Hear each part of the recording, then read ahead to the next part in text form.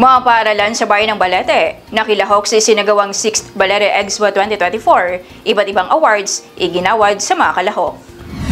Nagpatalbugan ang mga paaralan sa bayan ng Balete sa isinagawang 6th Balete Expo 2024 na ginanap sa Mayor Teodoro F. Calizo Memorial Civic Center nitong ika-15 ng Oktubre. Itinanghal na brass booth ang Patrocinio A. La Chica Integrated School. Second place naman ang Jose F. Miñez Memorial National High School. Third place ang Calizo National High School. At fourth place naman ang Jose B. Legaspi Memorial High School. Best presenter naman ang Jose B. Legaspi Memorial High School. Second best presenter ang Jose F. Miñez Memorial National High School. Ang third best presenter ang Patrocinio A. La Chica Integrated School. Sa most interactive booth, itinanghal namang first place ang Jose F. Miñez Memorial National High School. Second place ang Patrocinio A. La Chica Integrated School. Ang third place naman ang Father Julian C. Rago Memorial National High School. Nakatanggap naman ng special award ang ibang paaralan. Attractive booth, Balete Academy Incorporated, Product Service, Balete Integrated School, at creative booth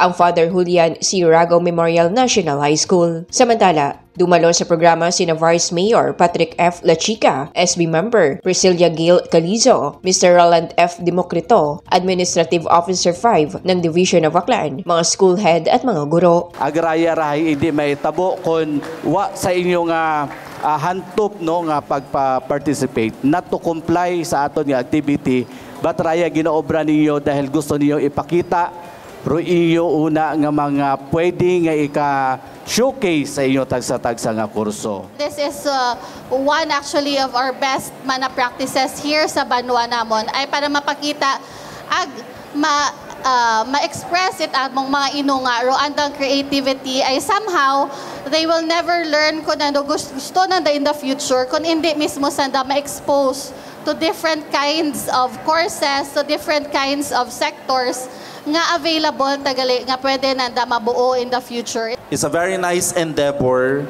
very nice engagement through this strong partnership to us. It helps a lot to the Department of Education to foster the skills, the talents that our learners have.